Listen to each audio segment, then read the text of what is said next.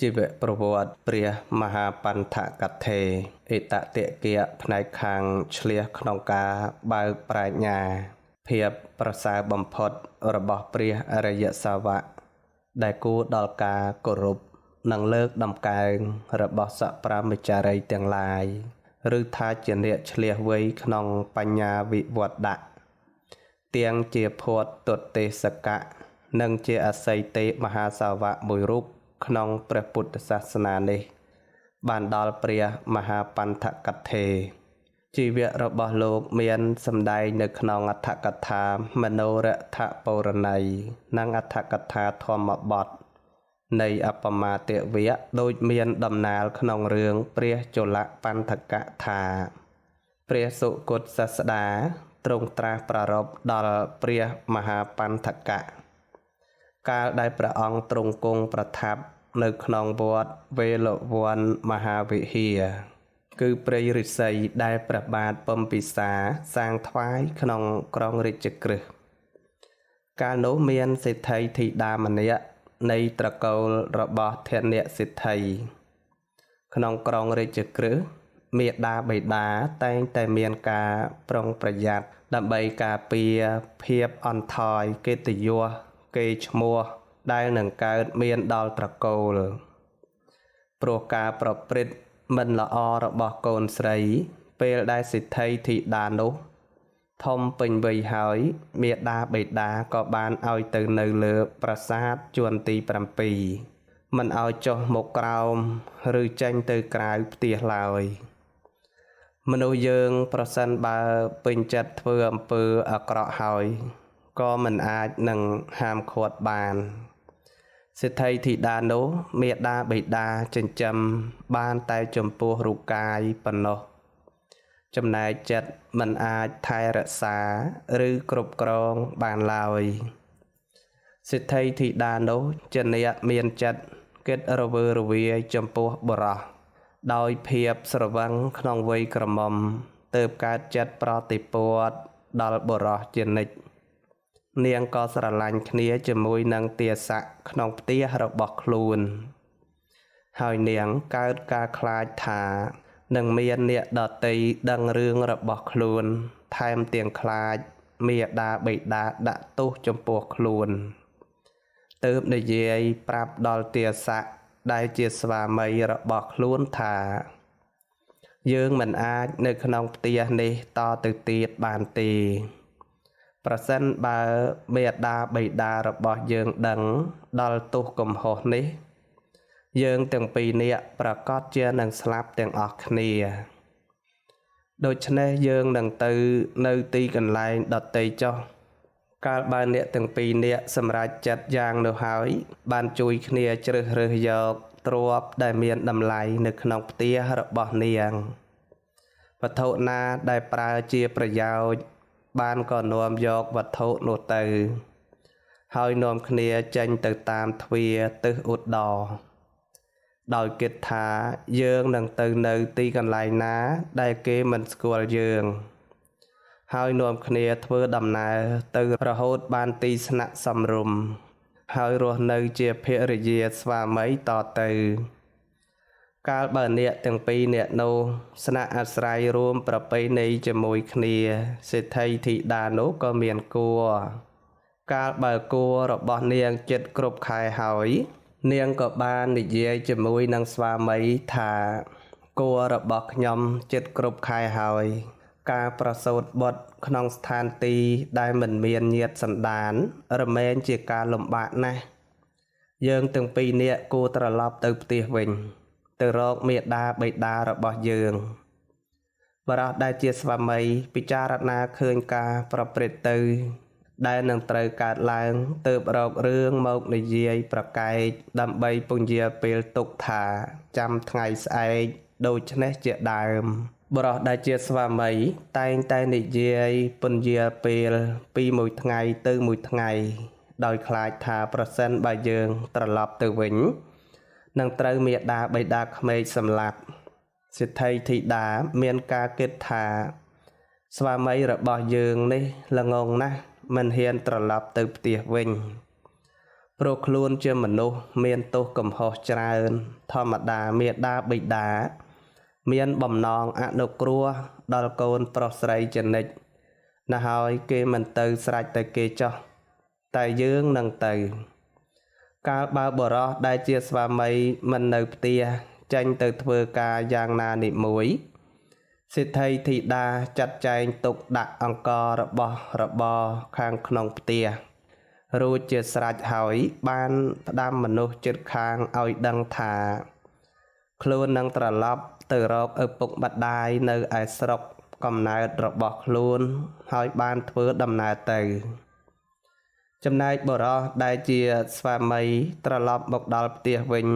មិនឃើញភរិយាទើបសួរញាតិជិតខាងក៏បានដឹងថាភរិយារបស់ខ្លួនត្រឡប់ទៅរកឪពុកម្ដាយនៅឯស្រុកកំណើតហើយទើបប្រញាប់ប្រញាល់ធ្វើដំណើរទៅតាមបានទៅទួនគ្នាក្នុងពាក្យកណ្ដាលផ្លូវហេតុដែលបុរសជាស្វាមីតាមទៅទួនភរិយាព្រោះតែភរិយាបានប្រសូតបុត្រនៅពាក្យកណ្ដាលផ្លូវនោះដែលមិនទួនទៅដល់ផ្ទះមាតាបិតារបស់ខ្លួនផងកាលបុរសជាស្វាមីទៅទួនហើយក៏ឃើញភរិយាប្រសូតបុត្ររួចជាស្រេចក៏សប្បាយចិត្តដែលបានកូនទើបសួរភរិយាថាកូនរបស់យើងប្រុសឬស្រីភរិយាតបថាចាកូនរបស់យើងប្រុសស្វាមីសួរតទៅទៀតថាយើងធ្វើយ៉ាងណាល្អក្នុងពេលនេះភរិយាពោលថាយើងគួរនឹងត្រឡប់ទៅផ្ទះរបស់យើងវិញល្អជាងមិនបាច់ទៅផ្ទះឪពុកម្ដាយយើងទេកាលដែលនឹងត្រឡប់ទៅផ្ទះរបស់ឪពុកម្ដាយ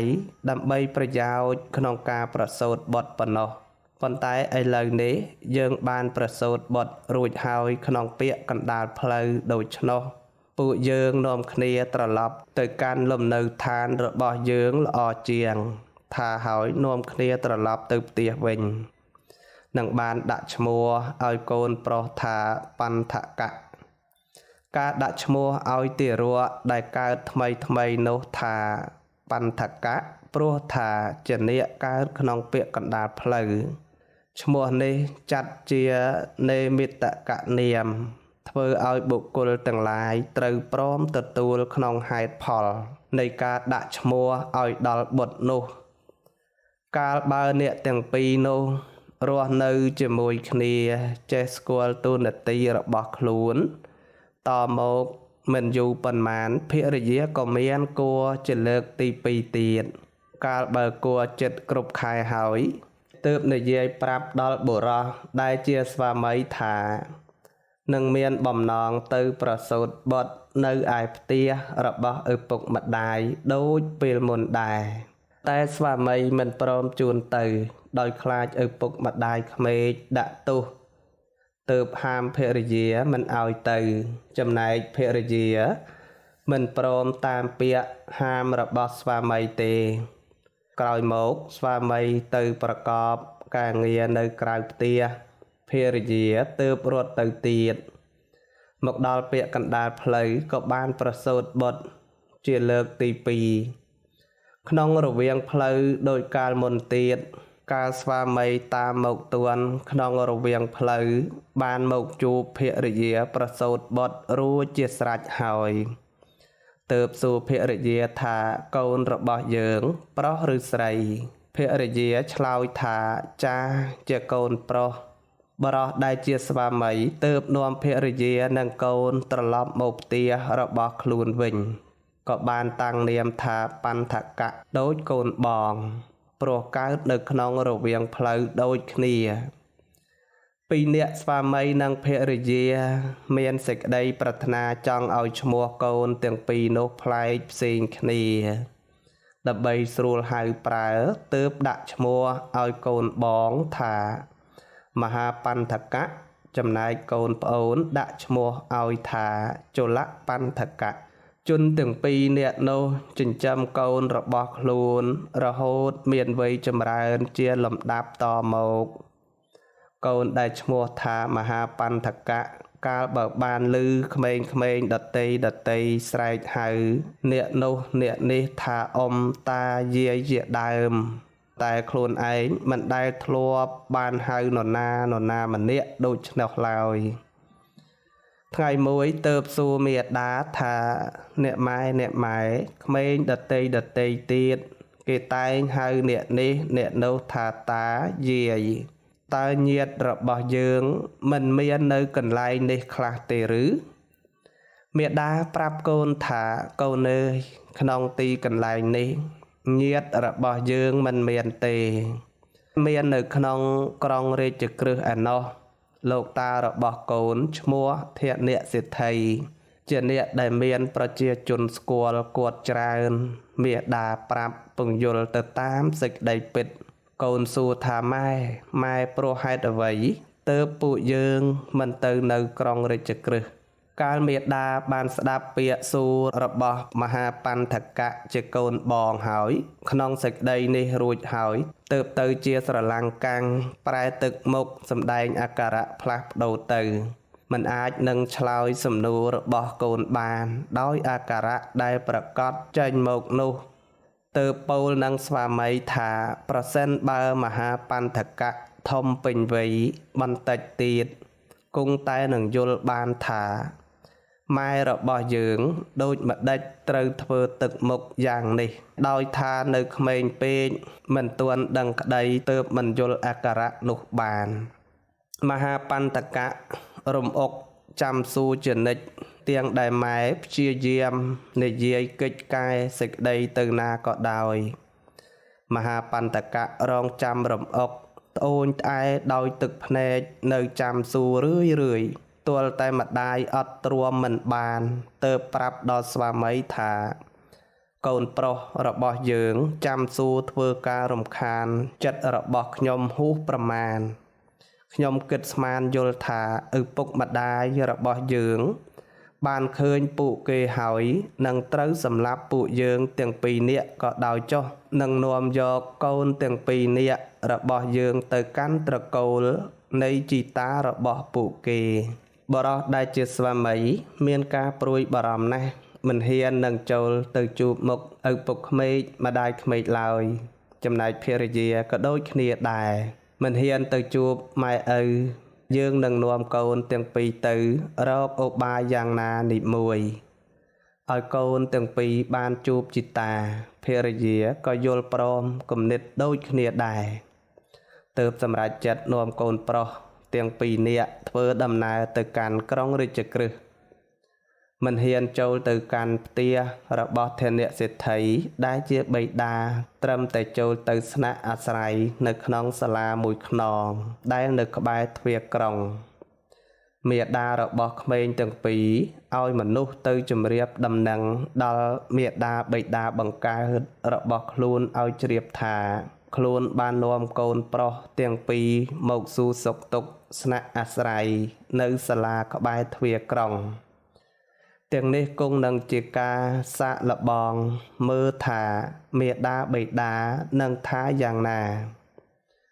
មេដាបិតាជ្រាបដំណឹងនោះហើយមានការខឹងក្រោធយ៉ាងខ្លាំងដែលកូនរបស់ខ្លួនធ្វើឲ្យមានការអពកិត្តិយសទើបនិយាយជាមួយអ្នកនាំដំណឹងមកថាបុគ្គលទាំងពីរនាក់នោះបានធ្វើខុសចំពោះយើង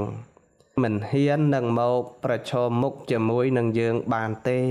យ៉ាងនឹងក៏ដោយចុះ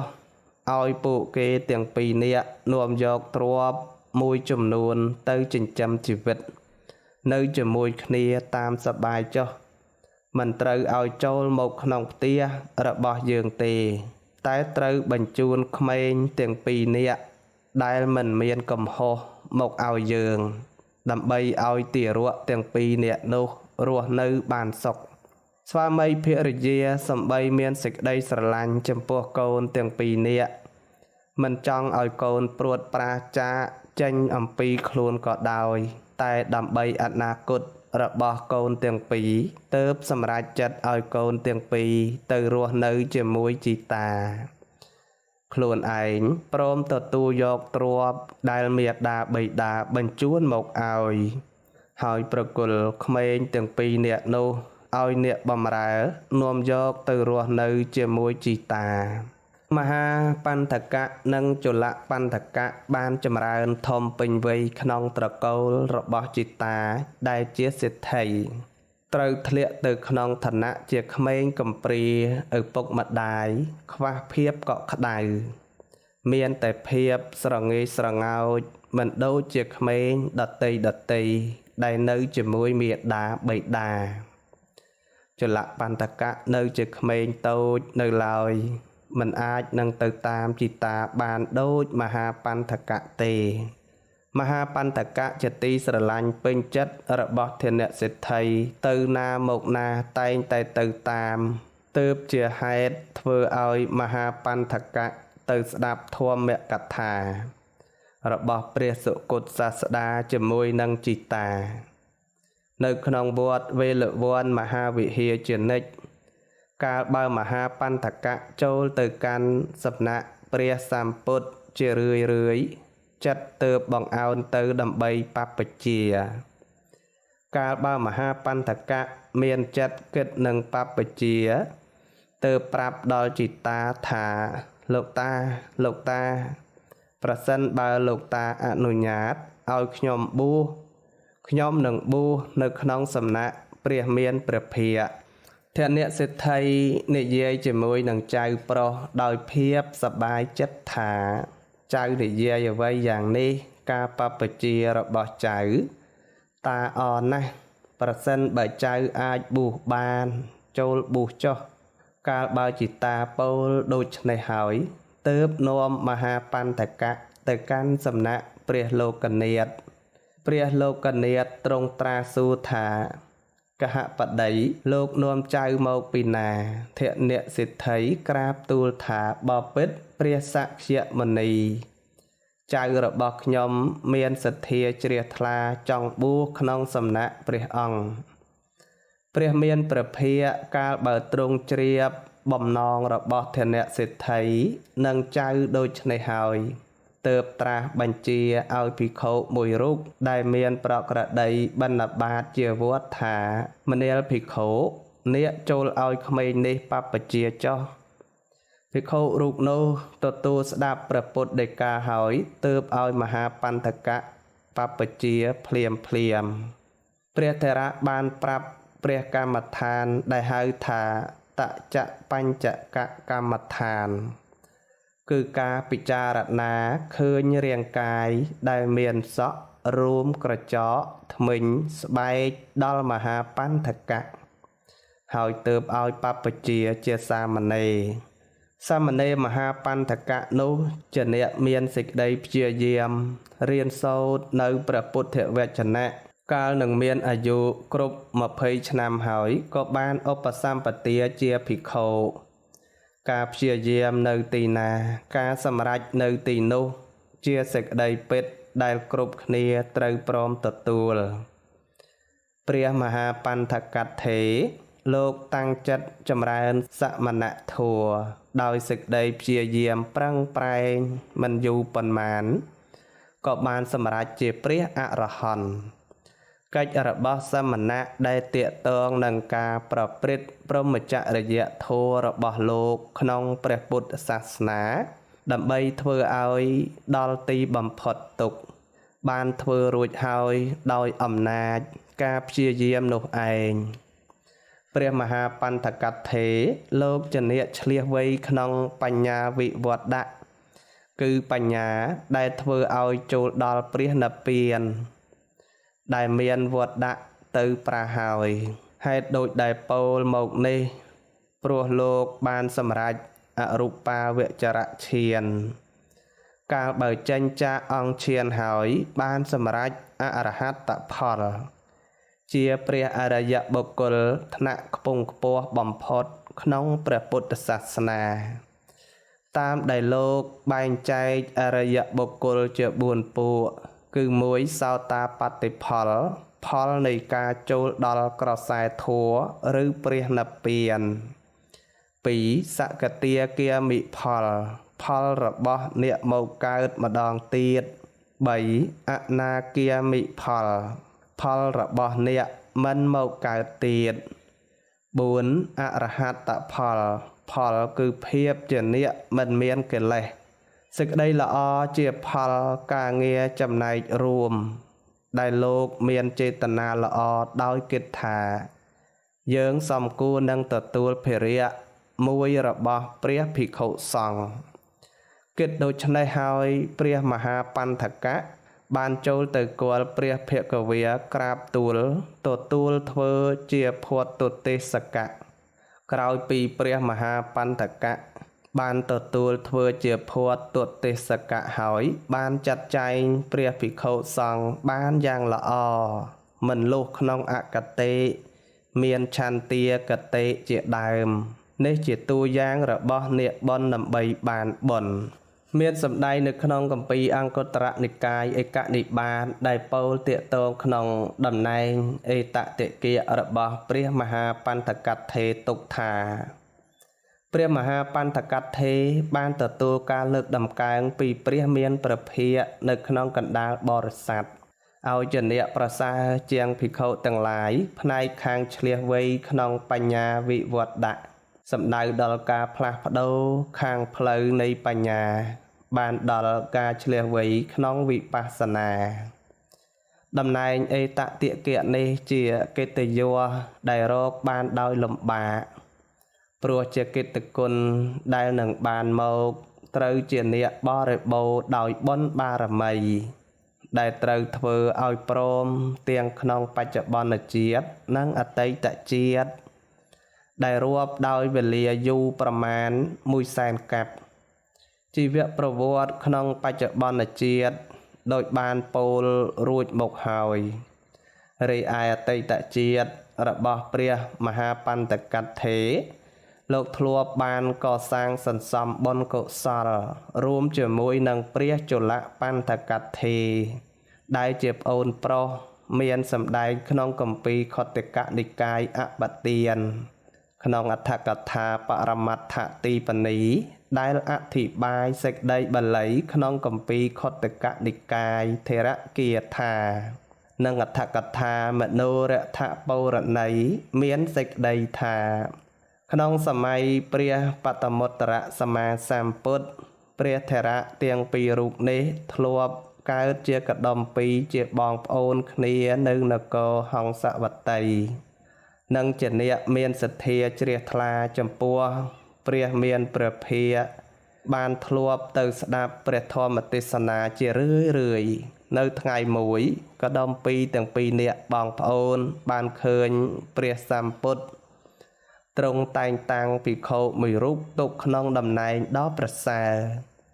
ជាងភិក្ខុទាំងឡាយផ្នែកខាងឆ្លៀសវៃក្នុងបញ្ញាវិវត្តៈកដុម្ពីទាំងពីរនាក់នោះ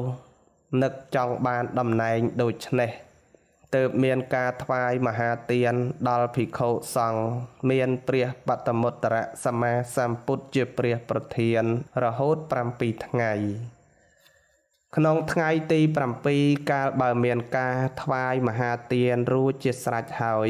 កដុម្ពីទើបថ្វាយបង្គំហើយតាំងនៅសេចក្តីប្រាថ្នាចំពោះព្រះភិក្ខរបស់ព្រះបតមុត្តរថាបពិតព្រះសុគតជាសាស្តាព្រះអង្គទ្រង់តែងតាំងភិក្ខុមួយរូបណាឲ្យជាអ្នកឆ្លៀសវៃបំផុតក្នុងបញ្ញាវិវត្តៈ7 ថ្ងៃមុននោះសូមឲ្យខ្ញុំព្រះករណាបានតំណែងដោយភិក្ខុរូបនោះដែរក្នុងសាសនារបស់ព្រះពុទ្ធអង្គណាមួយក្នុងការជាអនាគតព្រះសម្មាសម្ពុទ្ធទ្រង់ពិចារណាឃើញសេចក្តីប្រាថ្នានៃកដុម្ពីរនោះថានឹងត្រូវបានសម្រេចតាមសេចក្តីប្រាថ្នាទើបទ្រង់ព្យាករណ៍ថាការប្រាថ្នារបស់អ្នកក្នុងសាសនារបស់ព្រះសមណគោតមដែលទ្រង់បានឧបដឹកឡើងក្នុងលោកក្នុងរយៈពេល100,000 កាប់ខាងមុខទៀតកដុម្ពីរទាំងពីរនាក់បងប្អូនសប្បាយចិត្តណាស់ដូចនឹងបានសម្រេចក្នុងថ្ងៃស្អែកឬខានស្អែកនោះតមកកដុម្ពីរទាំងពីរនាក់បងប្អូនមិនបានលះបង់ចោលក្នុងការធ្វើសេចក្តីល្អឡើយក្នុងពេលដែលព្រះបតមុត្តរសម្មាសម្ពុទ្ធទ្រង់មានប្រជញ្ញនៅឡើយ បានធ្វើកុសលកម្មជារឿយសំបីព្រះសម្ពុទ្ធស្ដេចរំលត់ខណ្ឌបរិនិព្វានទៅហើយក៏នៅតែធ្វើការបូជាព្រះចេតិយដោយការបញ្ចុះព្រះបរមសារីរិកធាតុដោយផ្កាមាសផលនៃការកសាងបុណ្យកុសលផ្សេងទុកមកក៏ដំពីទាំងពីរនាក់បងប្អូនកាលអស់ជីវិតទៅហើយបានត្រាច់រង្គត់ទៅក្នុងមនុស្សទេវតារហូត100,000 កាប់លុះមកដល់ពុទ្ធកាលនៃព្រះសមណៈគោតមបរមគ្រូរបស់យើងនេះលោកត្រឡប់មកជាចៅរបស់ធនៈសេដ្ឋីនៅក្នុងក្រុងរាជក្រឹសក្នុងទីបំផុតលោកបានចូលមកកាន់ភ្នោះបួសក្នុងព្រះពុទ្ធសាសនា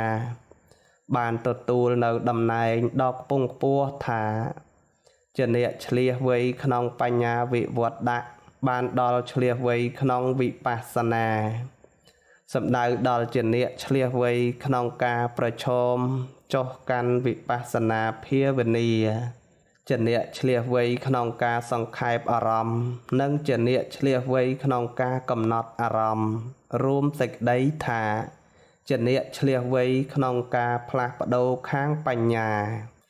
ថ្ងៃមួយព្រះមហាបញ្ថកៈនឹកដល់សេចក្តីបដិបត្តិរបស់លោកបានពោលគាថាដែលមានប្រកាសនៅក្នុងព្រះបាលីគម្ពីរខុទ្ទកនិកាយថេរគាថា